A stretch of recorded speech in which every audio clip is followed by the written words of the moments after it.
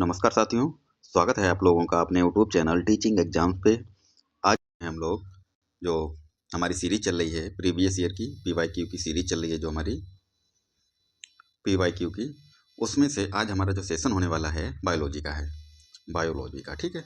आपको पता है, अगर आपने प्रीवियस ईयर पेपर देखे हैं तो आपको पता होगा बायोलॉजी के क्वेश्चंस जो हैं बहुत ही इंपॉर्टेंट रोल प्ले करते हैं सिलेक्शन के लिए। और लगभग कितने क्वेश्चन आते हैं? 18 क्वेश्चंस के आसपास बायोलॉजी के देखने को मिलते हैं, ठीक है। तो बायोलॉजी के क्वेश्चंस जो हैं बहुत ही इंपॉर्टेंट होते हैं, इस वजह से क्लास को पूरा देखें, ठीक है। अभी तक हमने जो सेशन कवर किए हैं सारे क्वेश्चंस हमारे पीवाईक्यू थे, ठीक है। आपको पता है हम लोग घटना चक्र से क्वेश्चंस को ले रहे हैं, घटना चक्र से। अभी तक हम क्या क्या कवर कर चुके हैं? पॉलिटी कवर कर चुके हैं हम लोग, पॉलिटी के सारे प्रीवियस ईयर हो चुके हैं, और साथ ही पॉलिटी के साथ में मॉडर्न हिस्ट्री, ठीक है। मॉडर्न हिस्ट्री हमारा कवर हो चुका है, पॉलिटी कवर हो चुका है, वर्ल्ड ज्योग्राफी भी कवर हो चुका है, वर्ल्ड ज्योग्राफी, ठीक है। तो अगर आपने अभी तक पिछले सेशन नहीं है देखे हैं जाके, तो आप पिछले सीज़न की जो प्लेलिस्ट बनी है आप उस पर देखिए जाके, आपको ज़रूर इससे बेनिफिट मिलेगा, क्योंकि इससे आपको पता चलेगा कि क्वेश्चंस का लेवल कैसा है, कैसे क्वेश्चन पूछे जाते हैं, ठीक है।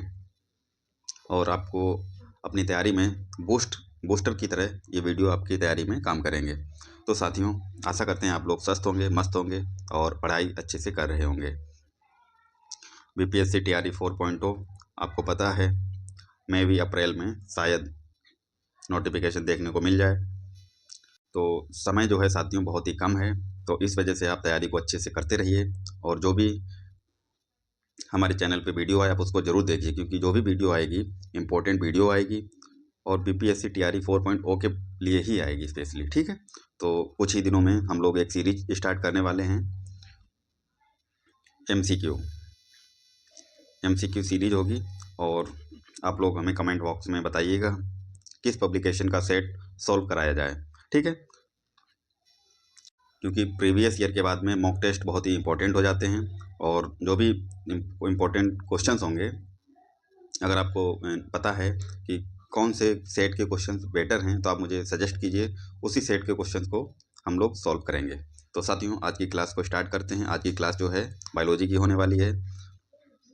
तो आज का हमारा पहला क्वेश्चन है साथियों, निम्नलिखित में से कौन सा क्लोरोफिल का घटक नहीं है? क्लोरोफिल का घटक नहीं है, ये क्वेश्चन पूछा गया है। तो साथियों, कैल्शियम जो होता है क्लोरोफिल का घटक नहीं होता है, बाकी मैग्नीशियम भी होता है, कार्बन भी होता है, हाइड्रोजन भी होता है, ठीक है। और हाइड्रोजन के साथ में नाइट्रोजन भी होता है, नाइट्रोजन के साथ में ऑक्सीजन भी पाया जाता है। तो क्लोरोफिल का ये सारे घटक होते हैं, मैग्नीशियम, कार्बन, हाइड्रोजन, नाइट्रोजन और ऑक्सीजन, लेकिन कैल्शियम नहीं होता है। अगला क्वेश्चन देखते हैं साथियों। क्वेश्चन है हमारा, प्रकाश की ओर पौधों के झुकाव का मुख्य कारण है। तो प्रकाश की ओर पौधे क्यों झुके होते हैं, क्या मुख्य कारण होता है, वो बताना है। प्ररोह छोर पर ऑक्सीजन की सांद्रता होती है। ऑप्शन बी कहता है प्ररोह के छायादार भाग की ओर ऑक्सीजन का विसरण होता है, या फिर मूलाग्र पर ऑक्सीजन की सांद्रता उपरोक्त में से एक से अधिक या कोई नहीं। तो साथियों, ऑप्शन बी इसका करेक्ट है, प्ररोह के छायादार भाग की ओर ऑक्सीजन का विसरण होता है, ठीक है। तो ऑप्शन हमारा भी करेक्ट हो जाएगा। चलते हैं अगले क्वेश्चन। ये देखो, जुलाई 2024 में क्वेश्चन पूछा गया है। अगला क्वेश्चन है साथियों, पानी जो है मिट्टी से जड़ों में जिस भौतिक प्रक्रिया द्वारा गुजरता है उसे कहा जाता है, उसको क्या कहते हैं? पानी जो होता है जड़ों में किस प्रक्रिया के द्वारा पौधों में गुजरता है? तो साथियों, आपने पढ़ा होगा ऑस्मोसिस विधि से। तो ऑस्मोसिस जो होता है उसको परासरण बोलते हैं, ठीक है। तो ऑप्शन हमारा डी करेक्ट हो जाएगा। परासरण अगर नहीं लिखा मिलता है तो आपको ऑस्मोसिस देखने को मिलेगा, ऑस्मोसिस, ठीक है। अगला क्वेश्चन देखते हैं साथियों। क्वेश्चन है हमारा, क्लोरोफिल में कौन सा धातु आयन में पाया जाता है? तो जो हमारा क्लोरोफिल होता है उसमें कौन सा धातु आयन के रूप में पाया जाता है? साथियों, मैग्नीशियम मैग्नीशियम पाया जाता है। तो ऑप्शन हमारा बी करेक्ट हो जाएगा। कौन सा धातु आयन पाया जाता है? मैग्नीशियम। चलते हैं अगले क्वेश्चन की तरफ। नेक्स्ट क्वेश्चन है हमारा, पौधों एवं पेड़ों का खाना तैयार करने की प्रक्रिया कहलाती है। पेड़ पौधे जो अपना खाना तैयार करते हैं वो प्रक्रिया पूछ रहा है, तो उस प्रक्रिया को क्या कहते हैं? साथियों, उस प्रक्रिया को फोटोसिंथेसिस कहते हैं। ऑप्शन हमारा डी करेक्ट हो जाएगा। ठीक है, चलते हैं अगले क्वेश्चन की तरफ साथियों। क्लोरोफिल सूर्य के प्रकाश के खालिस्तान तरंगदैर्घ्य को अवशोषित करता है। तो क्लोरोफिल जो होता है सूर्य के प्रकाश में जो रंग होते हैं, किस रंग के तरंगदैर्घ्य को अवशोषित करता है? तो लाल और नीले रंग के। तो लाल और नीले रंग की जो तरंगदैर्घ्य होती है उसको अवशोषित करते हैं। ठीक है, लेकिन हरे रंग को नहीं करते हैं। ठीक है, अगला क्वेश्चन देखते हैं साथियों। देखिए, इसका एक्सप्लेनेशन देखते हैं, फैक्ट देखते हैं। इंपॉर्टेंट क्वेश्चन है साथियों ये। क्लोरोफिल एक रासायनिक फोटोरिसेप्टर यानी कि प्रकाशग्राही है, जो पौधों में प्रकाश संश्लेषण के लिए प्रकाश को रोकता है। यह दृश्यमान प्रकाश स्पेक्ट्रम को लाल लंबी तरंगदैर्घ्य और नीली यानी कि लघु तरंगदैर्घ्य क्षेत्रों में प्रकाश को अवशोषित करता है। हरा प्रकाश अवशोषित नहीं होता है। ठीक है, ये फैक्ट भी याद रखना है। हरा प्रकाश जो है अवशोषित नहीं होता है, बल्कि परावर्तित हो जाता है। ठीक है, इसी कारण कोई पौधा हरा दिखाई देता है। चलते हैं अगले क्वेश्चन की तरफ साथियों। हमारा अगला क्वेश्चन है, प्रकाश संश्लेषण के अध्ययन से संबंधित वनस्पति की शाखा है। तो प्रकाश संश्लेषण का अध्ययन किस में किया जाता है? पादप कार्यकी में। ठीक है साथियों, पादप कार्यकी में किया जाता है। इसको इंग्लिश में क्या बोलते हैं? प्लांट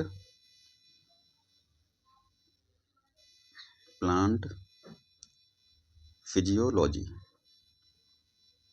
ठीक है, प्लांट फिजियोलॉजी या पादप कार्यकी। ठीक है, प्रकाश संश्लेषण का अध्ययन किस में किया जाता है?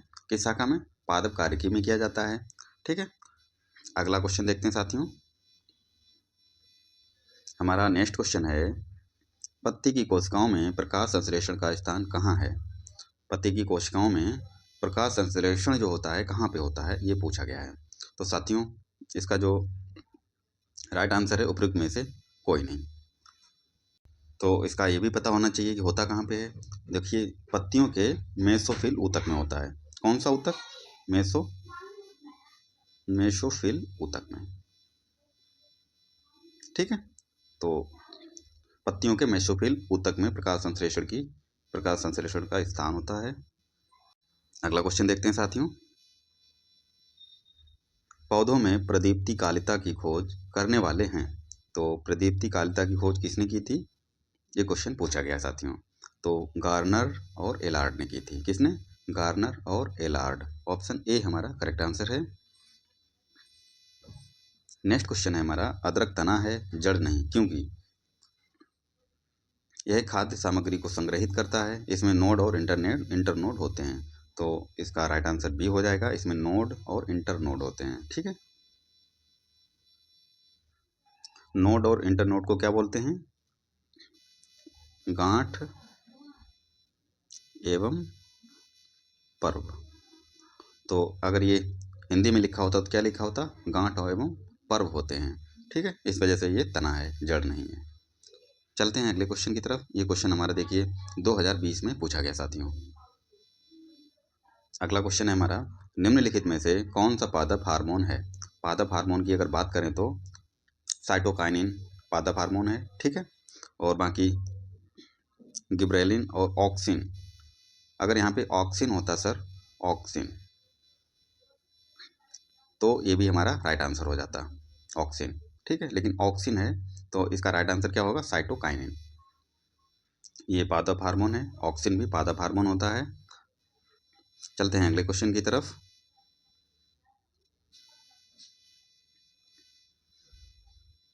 इसका फैक्ट देखेंगे सर, इंपॉर्टेंट क्वेश्चन है। पादप हार्मोन जिन्हें फाइटो हार्मोन भी कहा जाता है, क्या इनको फाइटो हार्मोन भी कहा जाता है, एक प्रकार के रसायन होते हैं। पौधे के विकास को विनियमित करते हैं। पौधों में जो हार्मोन पाए जाते हैं मुख्यतः 5 प्रकार के होते हैं। कितने?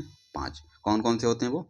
ऑक्सिन होता है, जिबरेलिन होता है, साइटोकाइनिन एथिलीन और एब्सिसिक अम्ल होता है।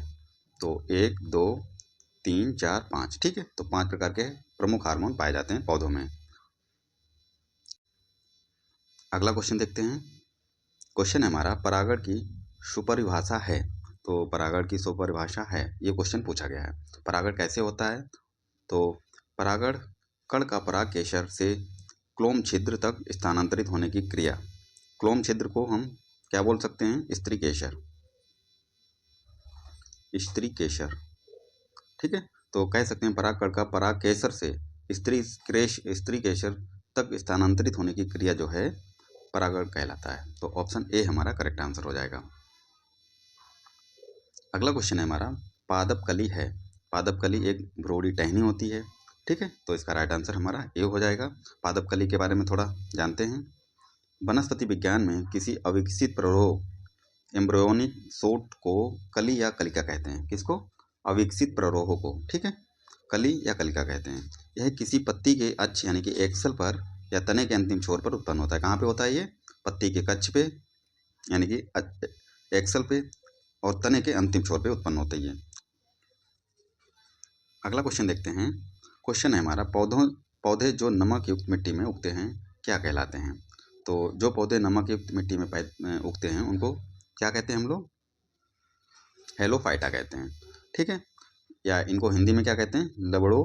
लवण मृदोद्भिद, ठीक है। इसका फैक्ट देखते हैं, इंपॉर्टेंट है ये। लवण मृदोद्भिद यानी कि हेलोफाइट उन पादपों को कहते हैं जो उच्च लवणता युक्त जल में पैदा होते हैं। कहाँ पे पैदा होते हैं? उच्च लवणता युक्त जल में, ठीक है। अगला क्वेश्चन देखते हैं साथियों। हमारा अगला क्वेश्चन है, लवणता युक्त वातावरण प्रेमी पौधों को क्या कहते हैं? तो रिपीटेड क्वेश्चन है, बस भाषा का चेंज हुआ है इसमें। लवणता युक्त जो वातावरण प्रेमी पौधे होते हैं उनको क्या कहते हैं? उनको लवण मृदोद्भिद कहते हैं। क्या कहते हैं? लवण मृदोद्भिद यानी कि हेलोफाइटा। नेक्स्ट क्वेश्चन देखते हैं। क्वेश्चन है हमारा, निम्न में से किस पौधे ने खाद्य सामग्री संग्रह करने के लिए अपने स्टेम को संशोधित किया?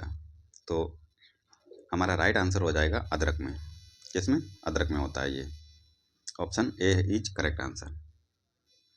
इसका फैक्ट देखते हैं। जैसे कि अदरक हो गया, आलू हो गया, शकरकंद जैसे पौधे खाद्य सामग्री को तने में संशोधित या संग्रहित करते हैं। कहाँ पे? तने में, ठीक है।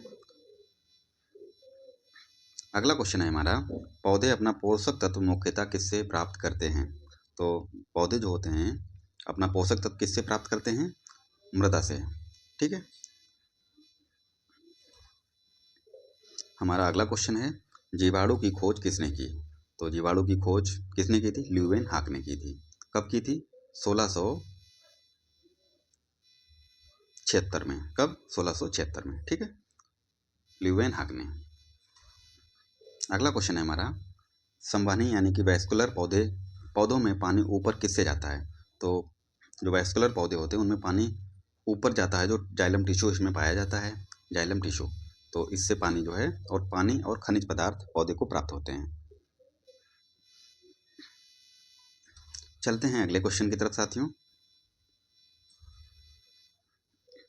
माँ पौधे की भांति पौधा मिलता है। तो माँ पौधे की भांति कौन सा पौधा मिलता है, या क्या कहना चाहता है ये क्वेश्चन? माँ पौधे की भांति पौधा मिलता है। तो इसका राइट आंसर हो जाएगा बीजों से या तना काट के। तो राइट आंसर दोनों, ठीक है। माँ पौधा किससे मिलता है? बीजों से भी मिलता है और तना काट से भी। नेक्स्ट क्वेश्चन है हमारा, कीटवच्छी पौधे मिट्टी में किसकी कमी से उगते हैं? देखिए साथियों, जब जो पौधे होते हैं कीटवच्छी पौधे, जहाँ पे नाइट्रोजन की कमी हो जाती है वहाँ पे उगते हैं। कहाँ पे? नाइट्रोजन की जहाँ पे कमी हो जाती है। तो ऑप्शन सी हमारा करेक्ट आंसर हो जाएगा। फैक्ट की बात करें तो कीटवच्छी पौधे ऐसे मिट्टी में उगते हैं जहाँ नाइट्रोजन की कमी होती है, ठीक है, और वे कीटों का भक्षण करके अपनी नाइट्रोजन आवश्यकता को पूर्ति करते हैं। अगला क्वेश्चन है हमारा, लेग्यूमिनस पौधों में नाइट्रोजन स्थिरीकरण के लिए कौन सा वर्णक आवश्यक है? तो इसका राइट आंसर क्या हो जाएगा? Leghaemoglobin, option V is correct answer, ठीक है। इसका फैक्ट देखेंगे। लेग्यूमिनस पौधों में नाइट्रोजन स्थिरीकरण के लिए लेग हीमोग्लोबिन महत्वपूर्ण वर्णक होता है। कौन सा? Leg haemoglobin. यह ऑक्सीजन से बचाता है जो वायुमंडलीय नाइट्रोजन स्थिरीकरण एंजाइम प्रणाली के लिए हानिकारक है। अगला क्वेश्चन देखते हैं। जीवन चक्र की दृष्टि से पौधे का सबसे महत्वपूर्ण अंग है। जीवन चक्र की दृष्टि से बात कर रहा है तो सबसे महत्वपूर्ण अंग कौन सा हो जाएगा? पुष्प। ऑप्शन ए हमारा करेक्ट आंसर हो जाएगा। देखिए, जीवन चक्र की दृष्टि से पुष्प पौधे का सबसे महत्वपूर्ण अंग होता है। ठीक है, पुष्प। पुष्प में ही परागण द्वारा भ्रूण का विकास होता है जिससे बीज बनता है। ठीक है, बीज के अंकुरण के बाद में पुनः पौधा तैयार होता है। अगला क्वेश्चन है हमारा, पौधे का तना पौधे के सभी हिस्सों में भोजन वितरित करने में तथा डैश में मदद करता है। तो पौधे का तना जो होता है पौधे के सभी हिस्सों में भोजन का वितरण करता है और इसके अलावा और क्या क्या करता है? भोजन के वितरण के अलावा तो भोजन के भंडारण में भी सहायक होता है और पौधों के आकार देने में भी मदद करता है। ठीक है, कौन सा हिस्सा? पौधे का तना। तो ए और बी दोनों हमारे करेक्ट हो जाएंगे, यानी कि उपरोक्त में से एक से अधिक।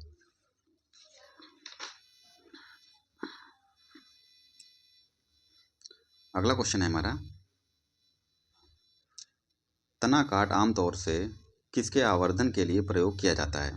तना काट किसके लिए प्रयोग किया जाता है? गन्ने के लिए, क्योंकि गन्ना जो बोया जाता है गन्ने को ही काट के बोया जाता है, इसके तने को काट काट के। ठीक है, कलम कर करके बोया जाता है। अगला क्वेश्चन है हमारा, मटर पौधा है। मटर पौधा कैसा है? ये शाक है। ठीक है,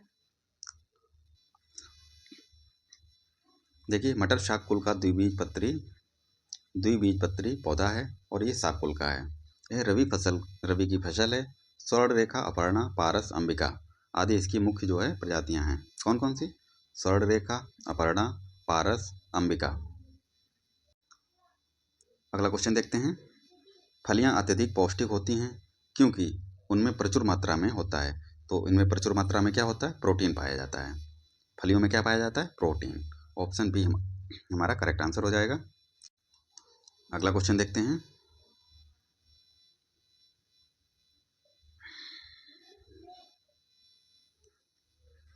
किसमें परिवर्तन के कारण रंध्र खुलते या बंद होते हैं? तो रंध्र जो खुलते हैं और बंद होते हैं, क्या परिवर्तन होता है, ये पूछा गया है। कोशिकाओं में न्यूक्लियस की स्थिति के कारण, कोशिकाओं में प्रोटीन संरचना के कारण, कोशिकाओं में पानी की मात्रा। तो यही सही है साथियों। ठीक है, कोशिकाओं में पानी की मात्रा के कारण रंध्र खुलते हैं और बंद होते हैं। इसका फैक्ट देखते हैं। दिन के समय अधिक बाष्पोत्सर्जन के कारण पानी जड़ों द्वारा अवशोषित होता है। कब? दिन के समय। और जाइलम के माध्यम से पौधे के विभिन्न क्षेत्रों में स्थानांतरित हो जाता है, जिससे रक्षक कोशिका फूल जाती है और रंध्र रंध्र छिद्र जो होता है खुल जाता है। ये गलत लिखा हुआ है, क्या होना चाहिए? खुल जाता है, खुल जाता है। रक्षक कोशिका रात में सिकुड़ जाती है और सख्त हो जाती है, क्योंकि जड़ें जो होती हैं कम पानी सोखती हैं रात में और रंध्र बंद हो जाते हैं। ठीक है, अगला क्वेश्चन है हमारा, निम्नलिखित में से कौन सा मेल सही नहीं है? कौन सा मेल सही नहीं है, ये पूछा गया है। पर्णवृंत की बात करें तो पत्ती को तने से जोड़ता है, ये तो हमारा सही है। आधार के पास शाखाओं के साथ मोटा मोटा कठोर तना पेड़ कहलाता है। साथियों, आधार के पास शाखाओं के साथ मोटा हो, कठोर हो, ठीक है, और तना हो तो क्या कहते हैं? इसको पेड़ नहीं कहेंगे, इसको झाड़ी बोलेंगे, झाड़ी। तो मेल सही नहीं है, यही हमारा सही हो जाएगा। जो गलत है वही सही है। तीसरा सी कहता है, कमजोर तना जो सीधा खड़ा नहीं हो सकता है लता कहते हैं तो ये तो बात सही बोल रहा है। उपयुक्त में से एक से अधिक। जी साथियों, इसका राइट आंसर हो जाएगा ऑप्शन बी, यही गलत है हमारा। चलते हैं अगले क्वेश्चन की तरफ।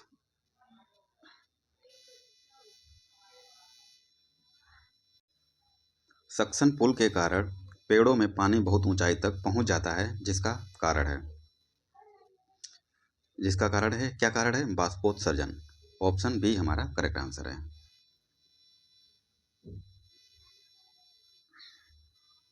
नेक्स्ट क्वेश्चन है हमारा, लीची का खाद्य भाग है। लीची का कौन सा भाग खाया जाता है? एरिल भाग खाया जाता है, ठीक है, एरिल। और अगर बात करें सबसे ज़्यादा उत्पादन लीची का कहाँ पे होता है भारत में, तो ये बिहार में होता है, बिहार में, ठीक है।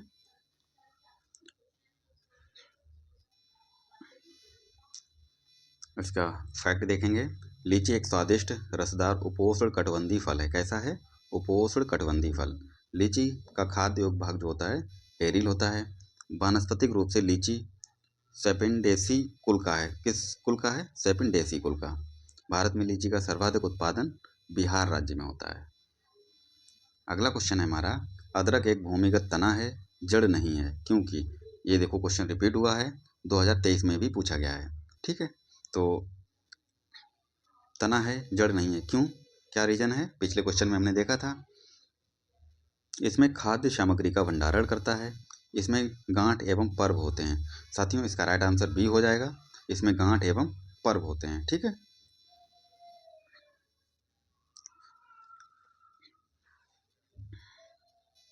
अगला क्वेश्चन देखते हैं। क्वेश्चन है हमारा, जल परागित पुष्पों में परागण होता है। जल परागित पुष्पों में परागण होते हैं। कैसे होते हैं? सूखे होते हैं। ऑप्शन सी हमारा करेक्ट आंसर हो जाएगा। ये देखिए 2023 में टीआरई में पूछा गया क्वेश्चन है। नेक्स्ट क्वेश्चन है साथियों, पौधों की जड़ों में मृदा से जल प्रवेश का कारक है। पौधों की जड़ों में मृदा से जल प्रवेश जो होता है उसका कारण क्या है? यानी कि ऑस्मोटिक दाब होता है, ठीक है। ऑप्शन सी हमारा करेक्ट आंसर हो जाएगा। ऑस्मोटिक दाब को क्या बोलेंगे? परासरणी दाब, परासरणी दाब, ठीक है। अगला क्वेश्चन देखते हैं साथियों।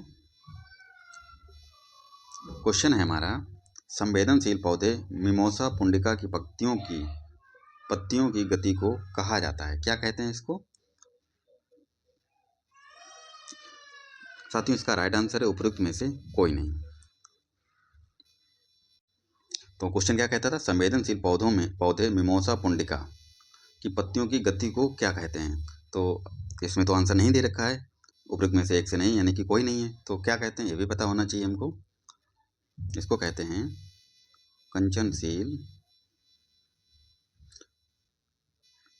कंचनशील अनुक्रिया, ठीक है, यानी कि सिस्मोनेस्टी,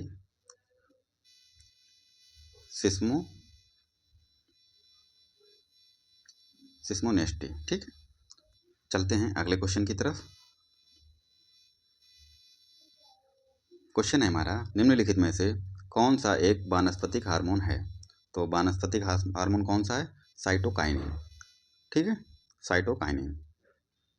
एस्ट्रोजन ये किस में पाया जाता है? ये महिलाओं में पाया जाता है, महिला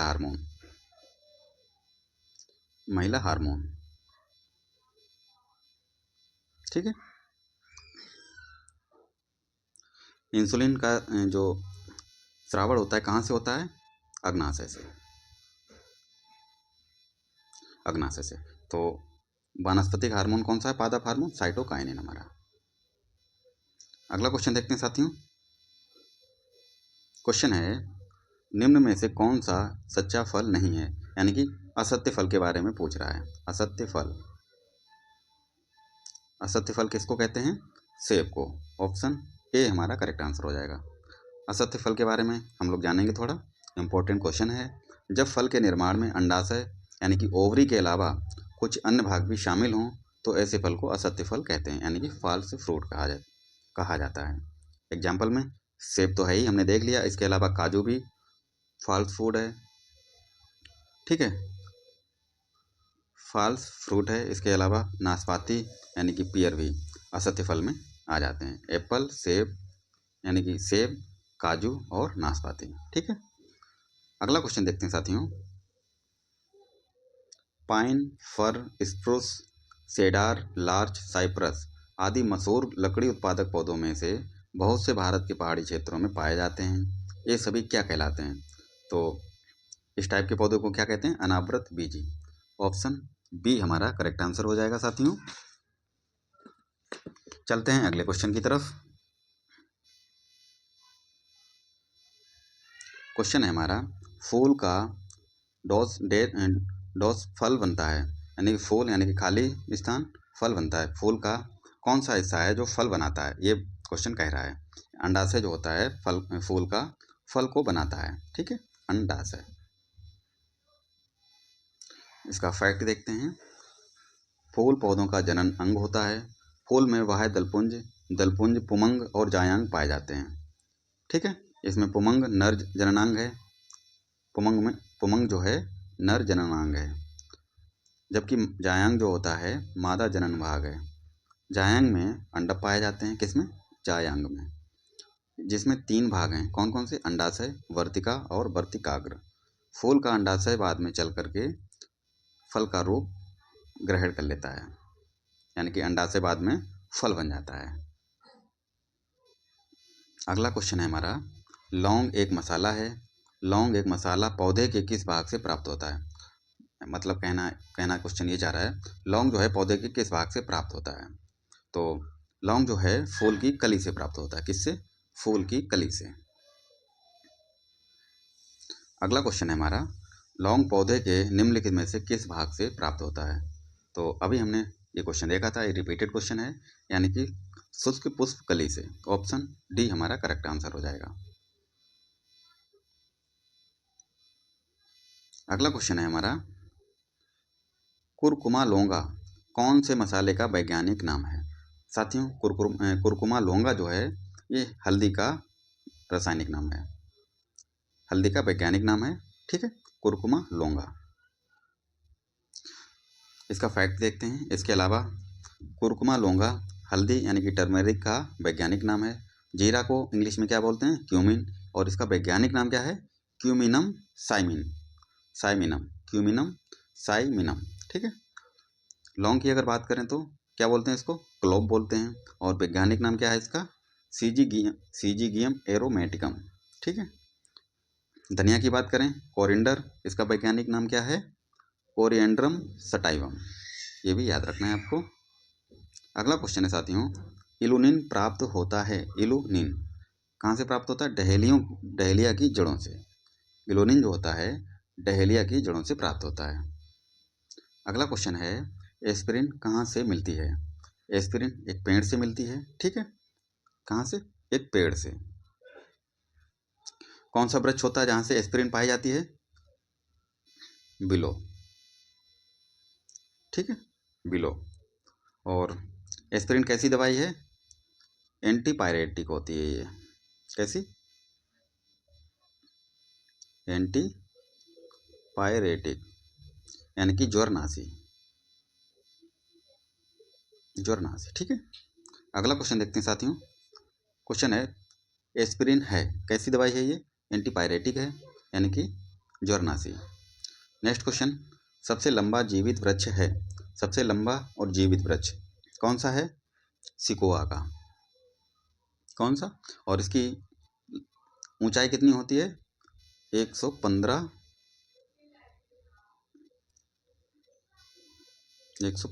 मीटर, सिकोआ का, ठीक है। सबसे छोटा वृक्ष या पौधा कौन सा होता है, बुल्विया का, किसका, बुल्फिया। अगला क्वेश्चन देखते हैं साथियों, द्विपद विज्ञान संबंधी नाम का उदाहरण है। तो द्विपद विज्ञान संबंधी नाम का उदाहरण कौन सा है, यानी कि जिसके 2 नाम होते हैं, राना टाइग्रीना, मेढक का ये वैज्ञानिक नाम है राना टाइग्रीना, ठीक है, मेढक। अगला क्वेश्चन देखते हैं, देखिए इसका फैक्ट देख लेते हैं। द्विपद नामकरण की पद्धति के अंतर्गत किसी प्रजाति के 2 नाम होते हैं, एक सामान्य नाम और दूसरा विशिष्ट नाम या वैज्ञानिक नाम। उपयुक्त प्रश्न में राना टाइग्रीना मेढक का वैज्ञानिक नाम है, इस कारण यह द्विपद विज्ञान संबंधी नाम का उदाहरण है।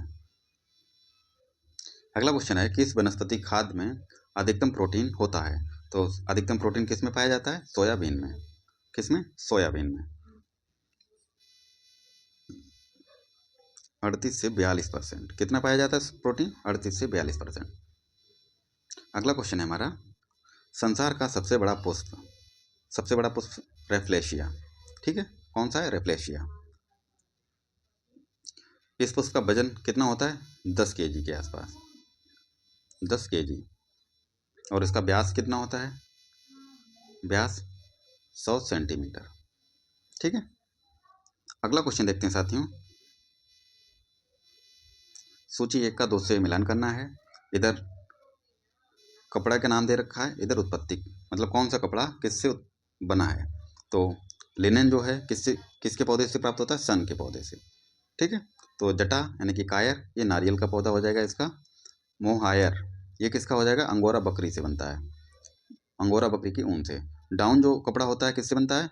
बत्तख और ग्रीज के पंख से। अगला क्वेश्चन देखते हैं साथियों।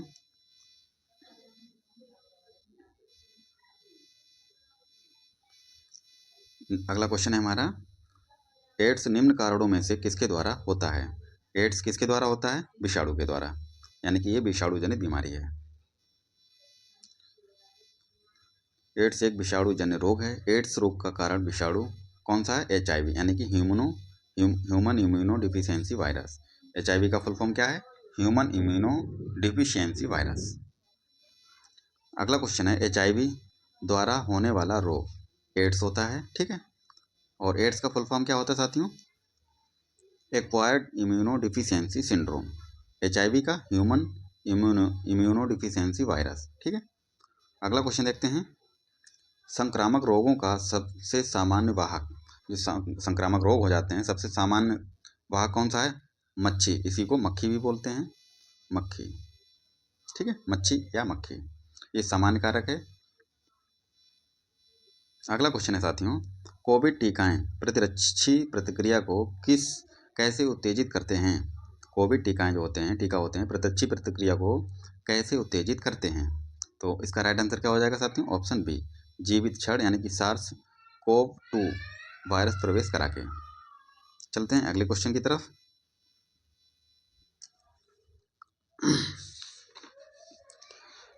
क्वेश्चन है हमारा, निम्नलिखित में से एंटीबायोटिक है, कौन कौन सी एंटीबायोटिक है? सल्फाडाइजीन, ये भी एक एंटीबायोटिक है। पेनिसिलिन, ये भी एंटीबायोटिक है। तो ऑप्शन 2 करेक्ट हो रहे हैं। ठीक है, एस्पिरिन ज्वरनाशी है और पैरासीटामोल भी ज्वरनाशी है। तो आंसर हो जाएगा उपयुक्त में से एक से अधिक। अगला क्वेश्चन है साथियों, हेपेटाइटिस बी विषाणु का उद्भवन काल होता है 30 से 180 दिन, इसका उद्भवन काल होता है हेपेटाइटिस बी विषाणु का। ठीक है, अगला क्वेश्चन देखते हैं। टाइफाइड तथा कॉलरा विशिष्ट उदाहरण है। तो टाइफाइड तथा कॉलरा जो होते हैं संक्रामक रोगों से फैलते हैं, वायुजन्य रोगों के कारण हैं या फिर जलजन्य रोगों के कारण। तो साथियों ये जल से फैलने वाली बीमारी है, जलजन्य रोगों के कारण, टाइफाइड और कॉलरा। अगला क्वेश्चन देखते हैं साथियों।